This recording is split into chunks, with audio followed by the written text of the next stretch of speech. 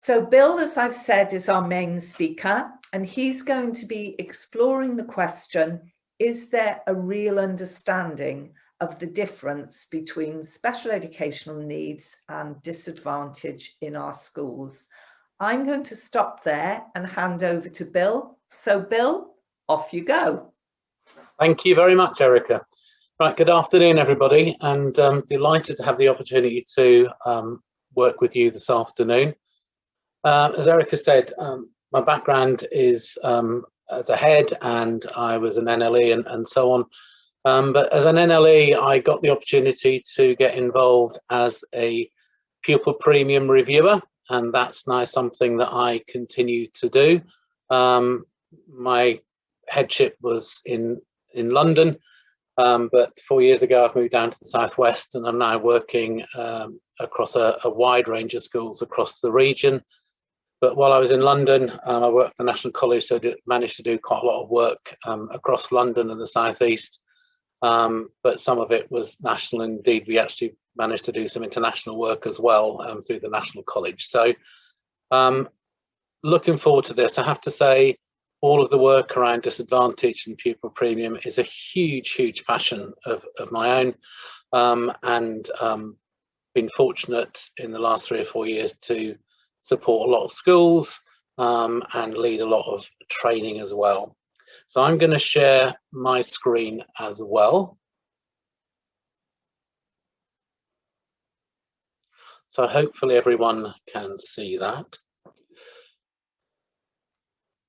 And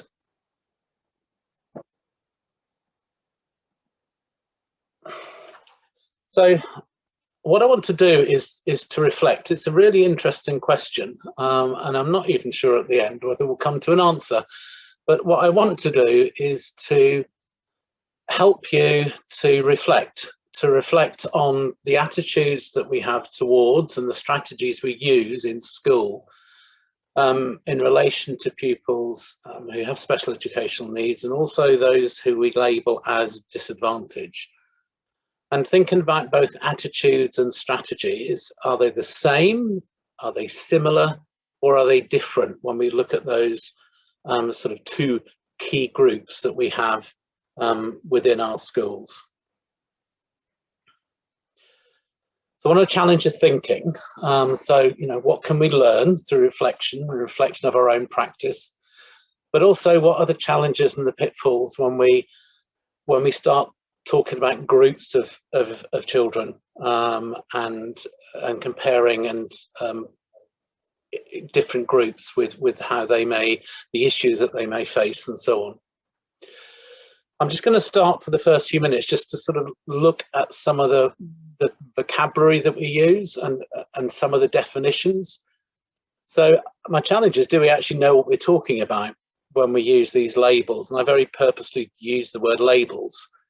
So special educational needs, disadvantaged, pupil premium, vulnerable pupils, and there are many, many more. But when you start to look at what different definitions are, there are many.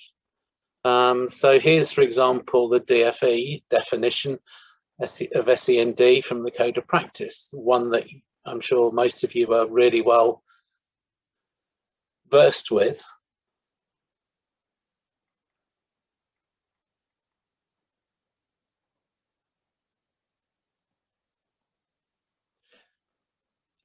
And then when you look at what Ofsted say in their in the handbook,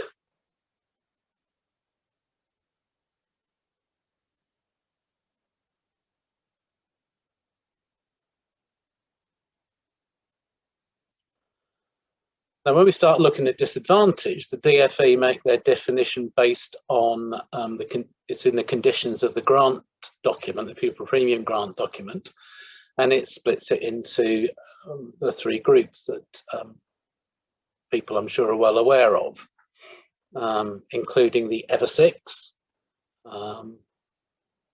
looked after, and children who are adopted. But then the Ofsted handbook has a different definition of disadvantaged. And interestingly, they include children with special educational needs and disabilities, within their definition of disadvantaged. So beginning to see it's not quite straightforward. When you look at vulnerable pupils, the DFE says there isn't a fixed definition, and it's up to heads to use their judgment. And then you look at the Children's Commissioner, they have an idea that we include all of these pupils. So for me, it was just sort of raising that issue that in fact what we look at, if we're not careful, is a great deal of confusion, lack of clarity, lack of understanding, some real misconceptions, often duplication, some real missed opportunities, potentially some wrong choices, and some really definitely negative impact on pupils and families where we're not clear about who we're talking about, what are the factors, what are the issues, and so on. So my argument is that whenever we're talking about these pupils, students, we need to think about, do we have an inclusive culture, an inclusive ethos? Do we have a clear vision within our school of what we want to help these children to achieve? Is there a clear understanding of the issues that impact on these youngsters? Do we have training? Is there induction? Do we really, do people own the issues that, and the strategies and the understanding within their school? Is there accountability? Is there really clear, accurate identification of the factors that are impacting upon youngsters, whether those children are called, have special educational needs, or whether we label them as disadvantaged?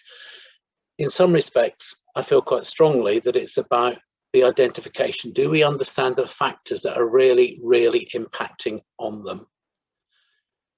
Communications are important between and within schools, having cohesive systems so that children can't fall between the stools, and are there specific actions that we want to achieve with the youngsters?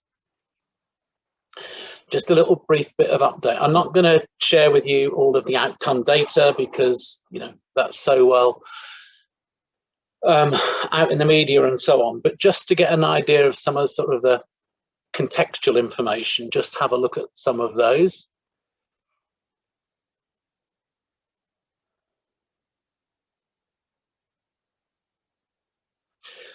It's interesting, in the last couple of years, we've seen a significant increase in terms of the number of pupils becoming eligible for free school meals. And one would imagine that with all that's happened in the last year, that will continue to grow. Approximately 30% of pupils who are eligible for free school meals have special educational needs. And that's interesting because when you ally then that with the achievement gap, I think it's worth thinking 30% do, but 70% don't. And that's always one of my challenges when I'm looking at a review. Exclusions, massive difference. This is for the free school meals, both in terms of fixed term and permanent exclusions. And this is the same information for children with special educational needs. We look at absence.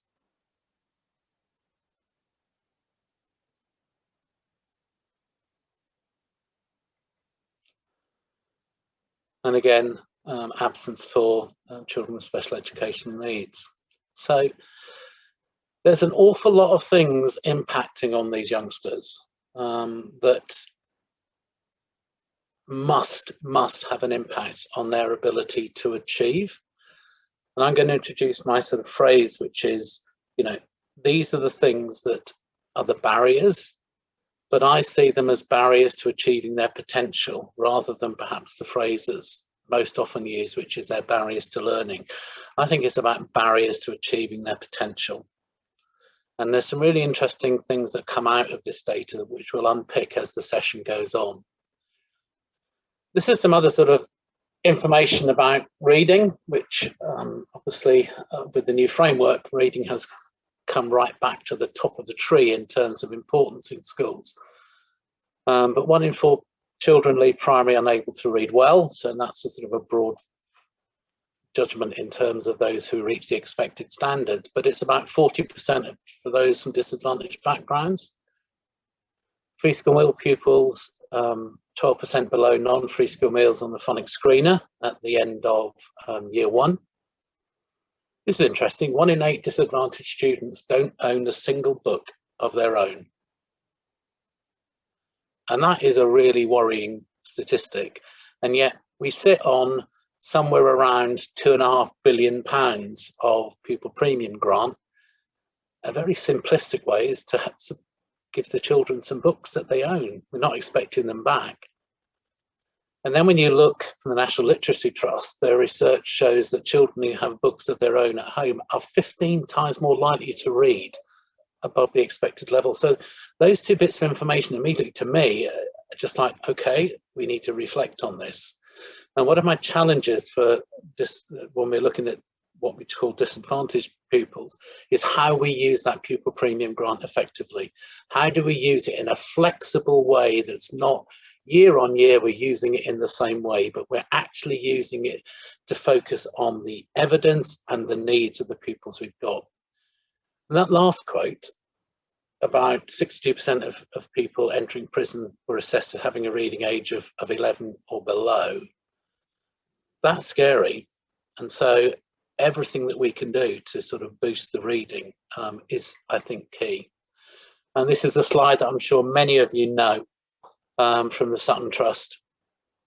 And we know that Education Endowment Fund and lots of people previously really pushing the importance of high quality teaching as being key in terms of improving outcomes for pupils.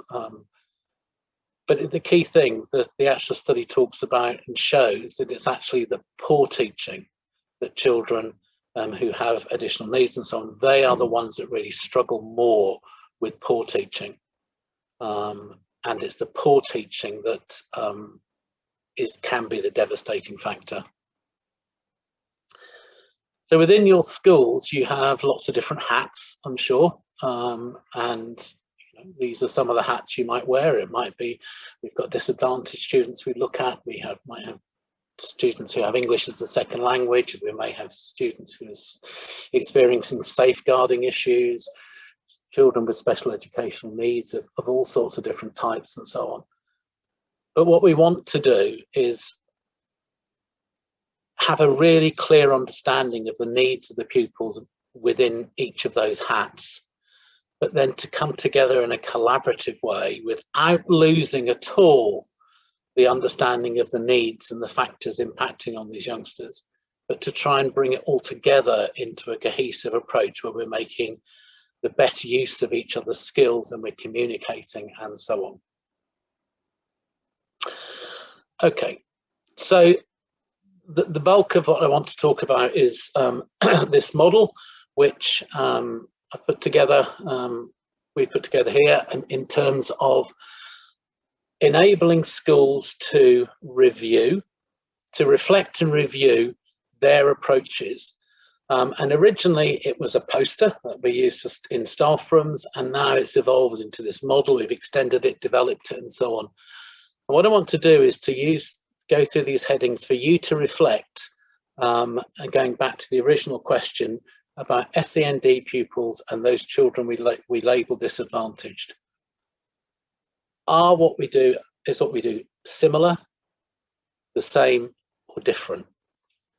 And I think it's really important to reflect on each of these individually. So the first one is about teaching, and again, loads of evidence there about the importance of high quality teaching.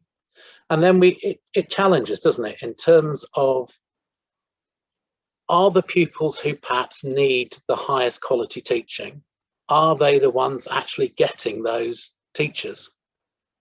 Or are they perhaps grouped or set in a way that they don't access the best teachers? Or are they spending too much time, perhaps not with a teacher, but with a teaching assistant who may be brilliant, but is that the right person to do that? So one of my first challenges is to think about who actually teaches the children who need it most. So in a review, one of the things I will always ask about is, okay, do you group, do you set? If the answer is yes, okay, so have you analysed where all of your pupils are? And this is a pupil premium review, but you could equally see if you're doing work around SEND. Do you know where all the pupils are? And often I hear no. And so, okay, so let's have a look. That's interesting. So you've got 75% of your pupil premium children in set 7 and 8. Where might you experience most behavioural issues? That's interesting, in set 7 and 8. Where do you put your best teachers? So your best teachers tend to go into those exam groups and so on in years 10 and 11. And the same applies into primary school, where often the best teachers will be viewed to be in year 6 or in year 2. And yet the children who actually we know will benefit perhaps almost the most from high quality teaching and high quality support are the very children who perhaps don't access it as much as they should. Now, I think in the last 2 or 3 years, things are changing. We're seeing much more around mixed ability, and you're seeing children having a chance to work together in a much more collaborative way. But I think ensuring that we're being really clear where we're making best use of our talent is one thing. But clearly what we want to have ultimately is a school or schools where we don't have weak people. We don't have this poor teaching. That's the ultimate goal. And so is there a really robust program of CPD and training and coaching and everything else to improve the quality of teaching across the piece? Yeah. I think we underuse the pupil premium grant in terms of it's very clear. It doesn't really have barriers on what it can be used for. So why isn't it being used across the piece for improving the quality of teaching, which would benefit all pupils, but proportionally would probably benefit, almost certainly benefit, disadvantaged and SEND and those children who have specific needs more. Home engagement. Now, I think this is something where SEND colleagues have done a huge amount of work in the last few years and have done incredibly well to build relationships and trust with the families of the youngsters that they work with.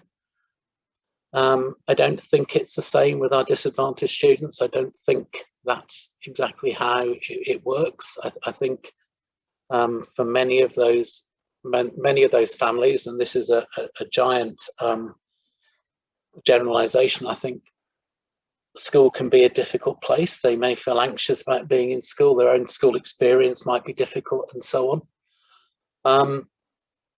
So perhaps this is an area where disadvantaged leaders in school, pupil premium leaders in school, could actually learn from what happens and what has happened over time in terms with what we've done with special educational needs and the links with the families there. I think it's important to be innovative and proactive and try really hard to see it from the parents' perspective. And again, I've seen schools doing lots of exciting things, using technology to engage, and it may well be that one of the results of remote learning and so on is that we may be engaging with parents in a different way now than we were a year ago. And I think it's really good if we sort of use that and build on that.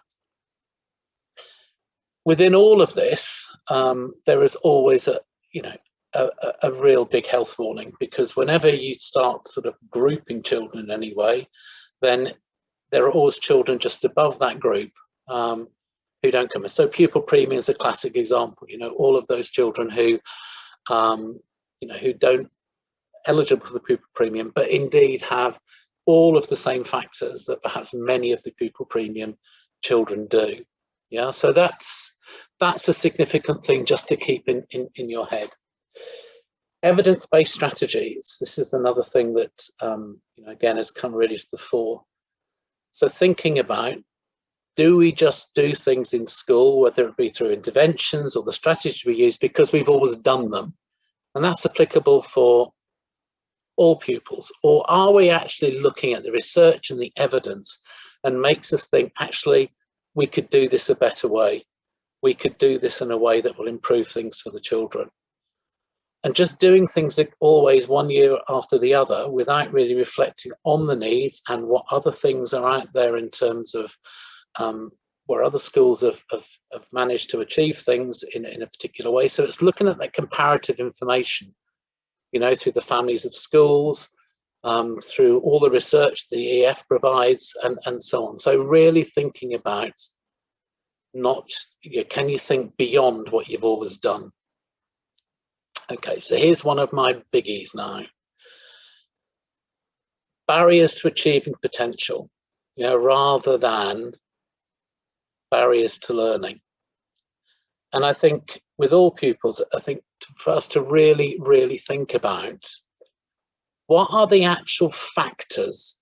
What are the actual factors impacting on a child? And I would go as far as to say that it's actually two levels of barriers. There's the external barriers, which are things to do with home. They could be some things to do with children's cognitive development and to do with disabilities and so on, which are there. And some of the things you will never be able to change. You can do a certain amount, but in terms of the disadvantage, it could be to do with vocabulary acquisition, in terms of perhaps parents doing double shifts and not being able to support the children at home. It could be to do with the conditions of the home, 3 children sharing a bedroom. And on a review, one of the first things I would ask is, well, do you know what your disadvantaged students are disadvantaged of? And I think really unpicking that is key. What are the factors that are really impacting on those youngsters?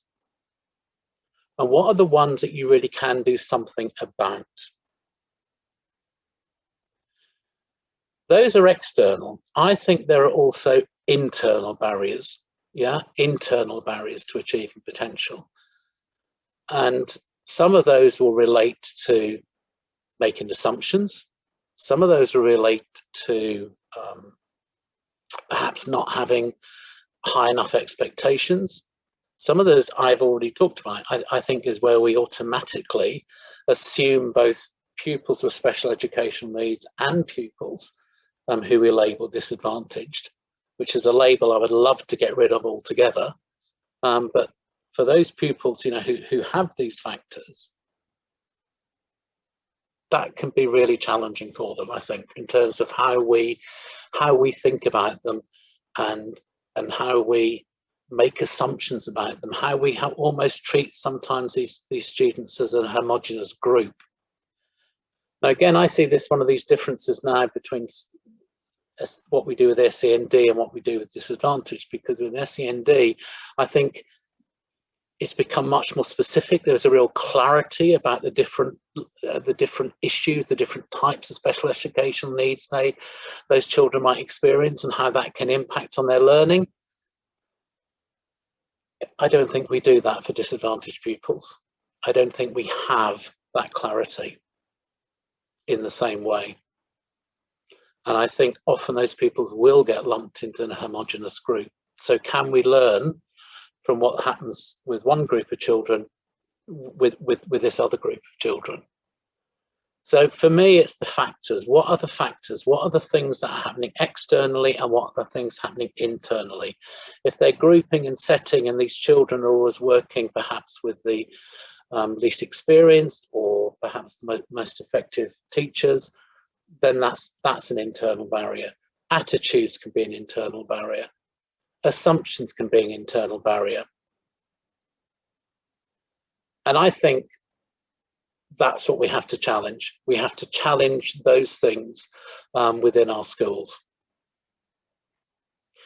Effective assessment and tracking, you know, it goes without saying, you know, we need to know where the children are, but it's not just about that sort of numerical data. It's looking at a whole range of different ways of ensuring that we understand what's happening to these youngsters and the progress that they're making. It's about that regularity, and it's about knowing that if we're doing this particular thing, if we're doing an intervention for whatever group of children or whatever child, why have we chosen this intervention? How do we know that it's having impact? Yeah, my heart sinks if I go into a school and I'm asked, well, what interventions are happening, and I'm told it's the X intervention. Well, it's X intervention because it's term 3. Well, no, because is that relevant to this group of children? So it's that precision and that being specific around what we're trying to do, and then measuring that. And things like pupil voice and parent voice and staff voice are really important as well in terms of understanding that. And similarly with looking at tracking of behaviour and attendance. So if you've got attendance issues, I'm sure you analyse it by key group, but then do you go further? Do you try to understand what those barriers are? If attendance is a barrier to a child achieving potential, then what is it that's stopping that or reducing that attendance? Do we really get back to the nitty-gritty of what that's all about? And the same with behaviour. You know, if you're a school that has a particular way of dealing with behaviour, do you analyse that? Are you clear about which of that proportion of children with special needs, you know, are in your, you know, behavioural group or wherever you know, internal exclusions and so on. And the same with disadvantaged pupils. When you go back to that data about exclusions, it's really, really scary. 4 or 5 times greater for SEND and disadvantaged students being excluded from school. So what's that about? Is that about the curriculum? Is it around expectations? Is it around behavioural strategies and understanding across the staff about the needs of the children? School-wide understanding. Again, I think we've made a lot of progress with the training that happens around understanding of special education needs in school. I think particularly at the higher level, I'm not sure we're as precise or as exact when we're looking at school support with SEND, and I think we need to dig deeper to have real clarity about being able to identify that. And equally, I would say that with those children we label disadvantaged, have we identified the factors? It's fascinating. I think we've come, you know, CPD around special needs would be something you'd expect to see in schools more regularly than it has been in the past. There's a lot of good examples of that. It's often as part of staff induction for new members of staff. There's often on your first TD day in September. I'm sure you'll do work around that. Is that the same for your disadvantaged stroke pupil premium children? Is it part of induction to really unpick what that might look like? Often it's not, and don't assume, please, that your NQTs will have had very much, if any, training during their ITT around disadvantaged pupils. Yeah, so think about that school-wide understanding, and it's a key thing, isn't it? It's not just about teachers and the TAs. It is school-wide. So the people who are on reception, you know, your people answering the phone, all of those need to understand the importance of being able to engage with the children and students, engaging with the parents in a way that's appropriate, without those sort of assumptions coming in or dealing with people inappropriately. And I think you can only undo that if you are part of the CPD. And I would be interested how many of you know, your administrative staff or your site staff actually come to CPD around the challenges that many of our pupils actually face. Time to listen. For me, this is about the pastoral care side of things. And it's around, are we providing that pastoral care? Are we providing that, whether it be through ELSA or Thrive, whatever we may do? But it's key. It's about time to listen. We know, and again, there's a lot of evidence around the importance for children with special needs. They need the opportunity to share, to communicate, for someone to listen to them, and to listen to their concerns and their worries, and it's perhaps small steps. But equally for children whose barriers to reaching their potential are to do with disadvantage. When you look at the research around ACEs, adverse childhood experiences, it's look particularly around NHS Highlands and the work that they've done, really, really key in terms of relationships and an opportunity for children to be able to engage with adults in the school is a hugely important factor to help those children mitigate, if you like, against the ACEs they've experienced. Moving on to my T of the best teaching is around transition. And again, I would make a distinction here in terms of, I think in the last 10 years, there's a lot of progress being made around transition for pupils with special educational needs, particularly from one school primary to a secondary. It would be commonplace, I think, where particularly for sort of where those who get educational health plans, that the SENCOs would meet with the SENCOs, and perhaps there'd be at least a year around that transition going on. When you look at disadvantaged pupils, there's an argument that actually they are particularly vulnerable at transition. Significant sort of anecdotal evidence around they're often the youngsters who get involved in gangs, county lines, all of that sort of stuff as they move into sort of years 7, 8, 9. But it's very rare do I actually see pupil premium lead and pupil premium lead meet from primary to secondary. And I'm sure there are loads and loads of challenges. But it's about the quality of information that's passed on from school to school. So when we talked about tracking and assessment, it's so important that it's not just about data. It's about what are their barriers, what are the factors that's impacting and stopping them achieving their potential, and is that information being passed on from one school to another. Experiences, opportunity, aspirations, and looking at the pupil premium side of things, disadvantage side of things, we know that aspirations can be a real barrier to achieving potentials. And it may be that for many pupils, they don't know what they don't know. And it may be that there's almost a lid on them.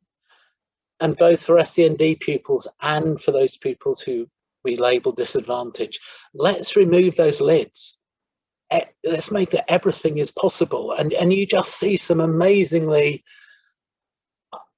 emotional things, don't you, when you see children with disabilities and children with all sorts of things just achieving such amazing stuff. But why is it that for so many that's not the case? And for me, opportunity, so with disadvantage, we know that one of the potential factors is around lack of experiences, and that could be to do with lack of money or whatever it is. So making sure that we're using pupil premium grant to create those experiences, to enable them to have a curriculum where if we're going to do a topic on the beach or a topic on transport, they actually have a chance to experience those things rather than trying to talk about things they've never done. Also about opportunities, and there's some great examples of passport to experiences and so on that you see in schools and so on. But for both these groups of children we're talking about, high quality mentoring and really, really strong supported career education is critical. And that's worth, I think, thinking about. Accountability, absolutely, everyone. Yeah, it's so important. This is not about just the SENCO. This is not just about the pupil premium lead. It is about everybody's responsibility. And that ties in with your school culture and your school vision. And it absolutely includes governors in this. Do a lot of work with governors around pupil premium and disadvantage in particular, but governors having that real understanding of all of this is really, really important, to be able to have those conversations with people in senior leaderships within the school, to ask the questions, to get a real understanding. It's not just about how the PPG is spent, but it's about understanding what the school is doing. Culture and ethos. And for me, this is probably the most important thing. You know, does the school have a culture and an ethos that really challenges, I suppose I would call it stereotypical views, but I think we call it unconscious bias, you know? Particularly for, I'm thinking about the disadvantaged pupils, but it's exactly the same as applicable, I think, to pupils with SEND, you know? And so how does that come about? I think there's a huge amount of unconscious bias. Sometimes I see it in the primary school. I call it the they're there culture. They're there, what do you expect? They're doing the best they can do. Really? Have we not put a lid on that? Have they got potential to do more? I did a review in a secondary school, and it happened to be Year 6 transition day. I was in the staff room at break time, and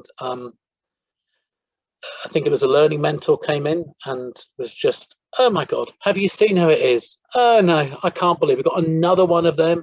I can't believe that. There's another one. It's a full staff room. Nobody said a word.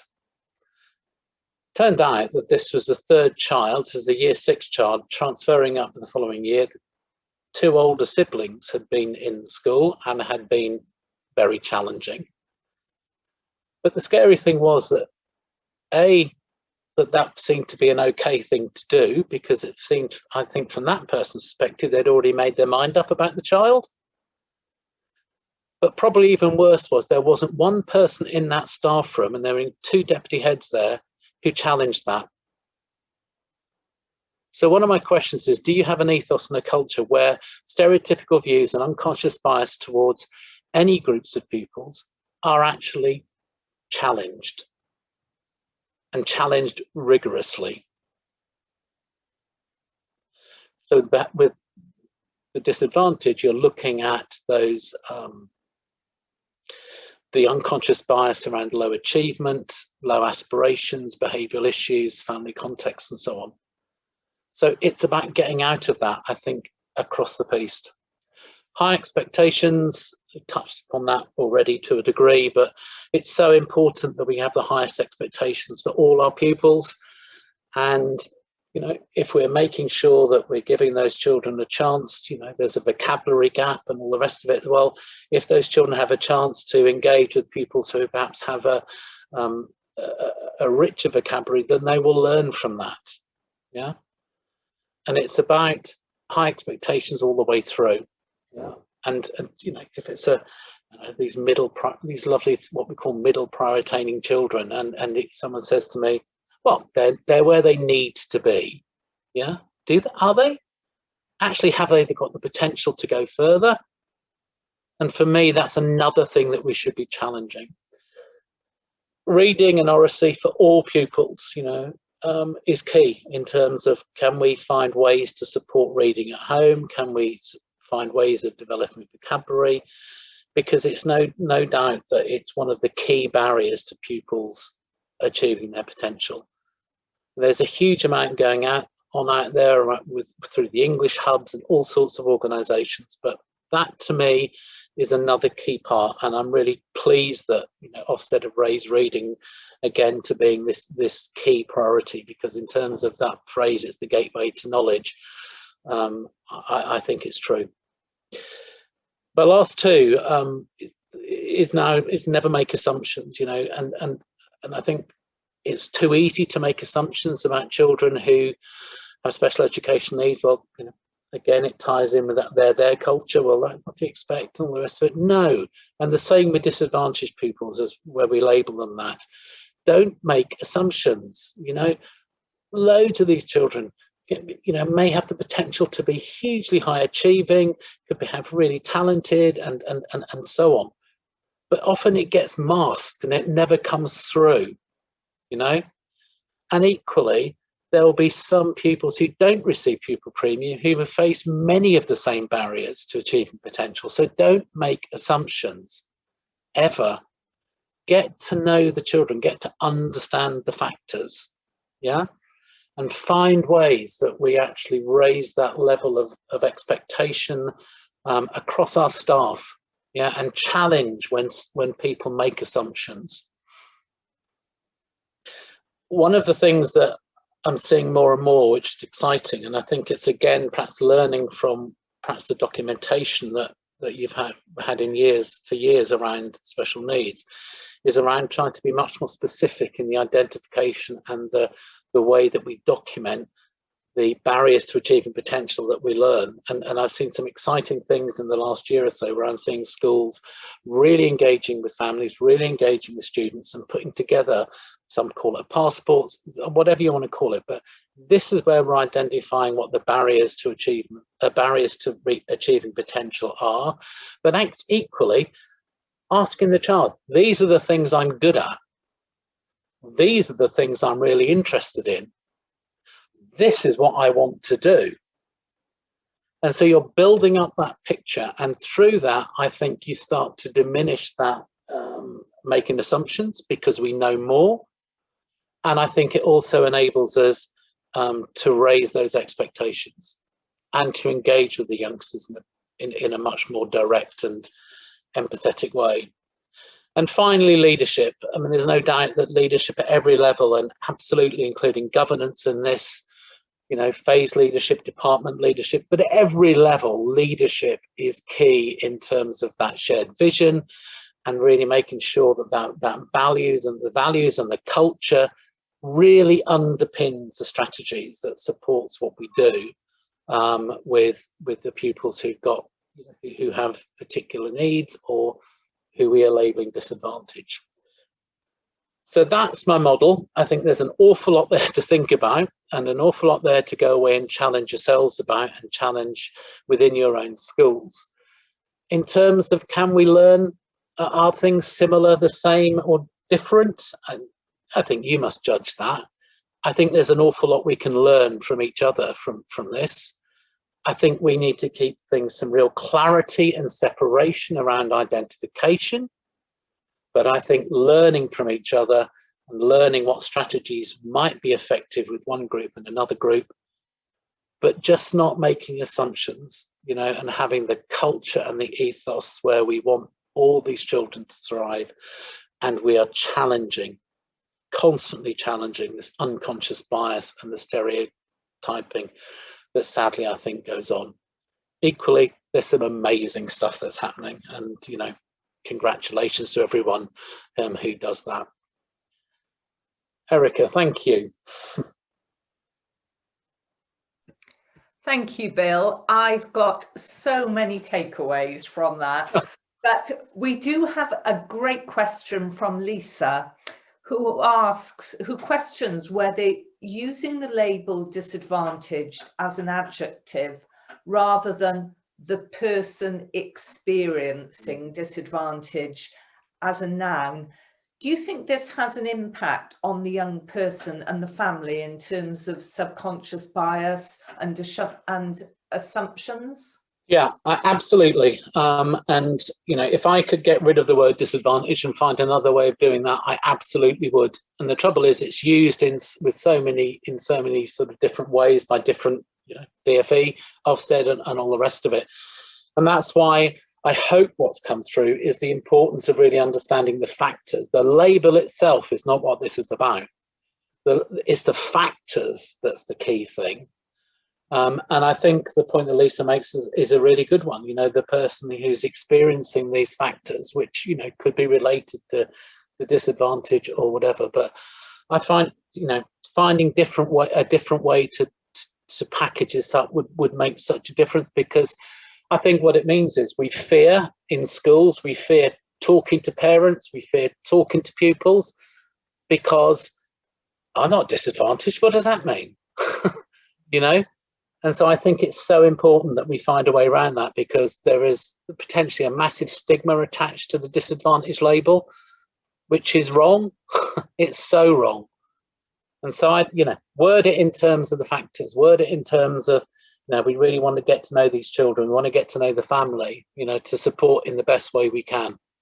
And if I come up with a better terminology, I know some schools call, one school call it called a vast group of people call their elevate group, and there are different ways, but pupil premium is not a true reflection of disadvantage, because the ever six is not an exact thing at all, and you've got some people who become eligible for pupil premium for a short time and then they're out of that again.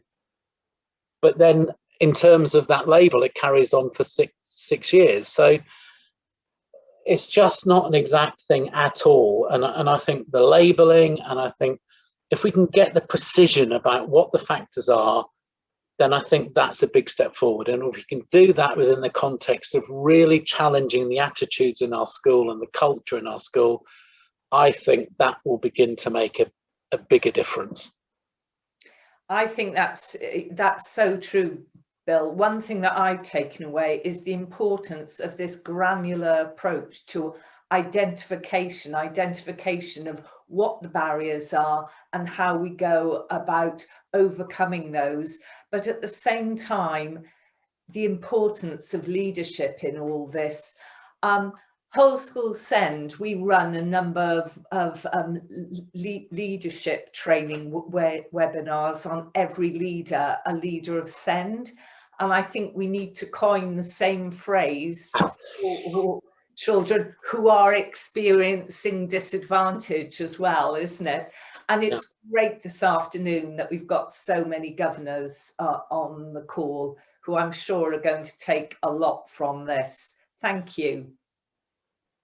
Yeah, I think, can I just come in on that, Erica? I mean, I think it goes further than that. I think it's leadership at every level. I think, as I said, it's induction, it's ITT, all of those things, need work on it. And again, I think we can learn from, organizations like yourselves, where you really are pushing that leadership side of things. But it's, it's not that common to be finding sort of really good leadership programs for those people who lead the particular areas, as you said, for pupils who experience disadvantage. You don't see those.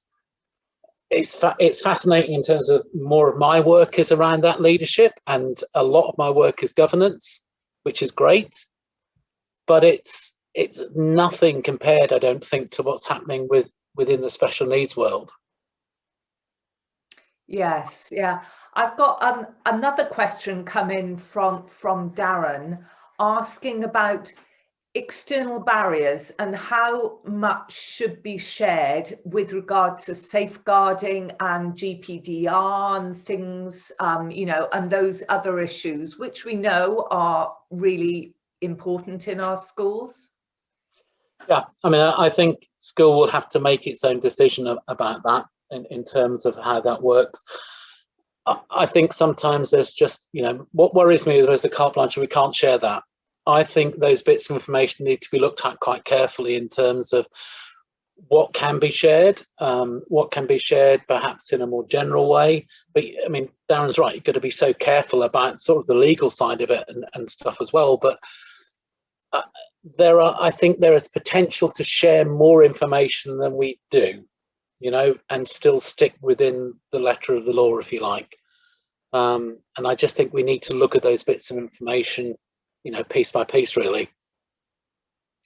Yeah, we've also got another great question from Kim, is that about the issue of fluidity and the fluid path between being disadvantaged, as you said, for the 6 years with the Ever 6, and being on or off the special needs register, where we know that schools should be reviewing their register 3 times a year, and the conflict between that. Any comments on that, Bill, as well? No, I mean, I think, you're seeing more data now which talks about persistent disadvantage, and that, and that's, I think, students, pupils who are have been in receipt of pupil premium for at least 80% of their time in school. And not surprisingly, the data for them is, you know, it's significantly different from when you sort of group all of the disadvantages, we call them, together. It's tough because, you know, I'm sure everyone can think of examples where, you know, for all good reasons, people have dipped into eligibility and then dipped out again. I think, well, we'll see what happens with the finance. I mean, I've always felt that the Ever Six, you know, this is not me being political, but I do worry that that money may be vulnerable because there's a lot of money there that at some point I just wonder whether it will carry on. But in terms of the persistent disadvantage, yeah, that's really worth unpicking and perhaps, you know, reviewing your information and your data and looking at you know, almost breaking it down into smaller groups, I think, in terms of being, you know, as you were talking about, being specific about it. But also don't forget, in terms of the pupil premium, you know, actively encouraging schools in the guidance to sort of use this money, you know, and it doesn't have to be on just the pupil premium children. It can be used for all pupils, basically, for the greater good. And actually that can be one of the really positive ways to get pupils, to get parents to engage. Well, yeah, it is, you know, yes, you have an eligibility here, but actually it is the school that benefits. And I've seen examples where that's just, okay, in that case, that's great. I'm happy with that, you know. Thank you, Bill. So much to take away. And I think everybody will really appreciate having the time to reflect on the slides. In particular, your takeaway, best teaching. I'd like to see that displayed in all staff rooms, classrooms, department offices, whatever, because it's a great way to reflect on our practice. As we're coming to the end of the session now, I just want to draw your attention to some whole school send resources that you might find useful. So I'm just going to share my screen to complement the work that Bill has already talked about. So if I share and let's move on. So Whole School Send produce a number of pamphlets. They're produced in conjunction with parents, and what they do is they pose a series of questions for parents to ask of schools. And there's one on understanding SEN support. And I think that, in conjunction with the questions and the reflection that Bill has presented this afternoon, you'll find really useful. There's another returning to school after a period of absence, and I thought that was particularly pertinent for this week. And another is about a guide to making conversations with schools count for all families.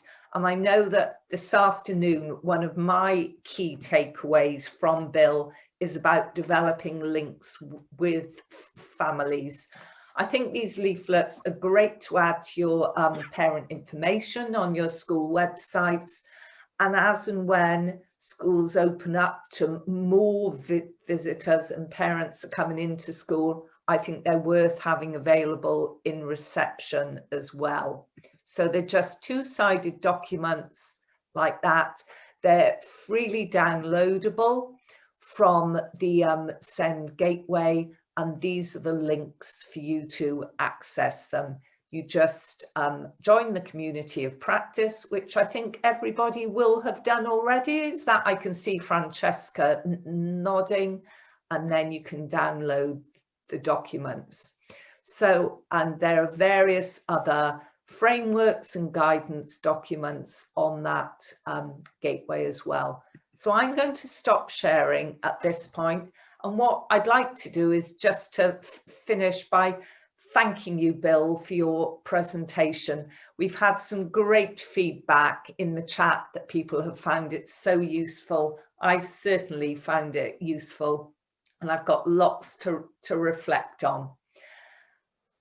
And finally, thank you to Mia and Francesca for your technical support, and thank you to all the attendees this evening. I hope you have a good evening and all goes well with the next day tomorrow, whether you are testing or whether you have full attendance. Good luck, everybody. Thank you. Bye-bye.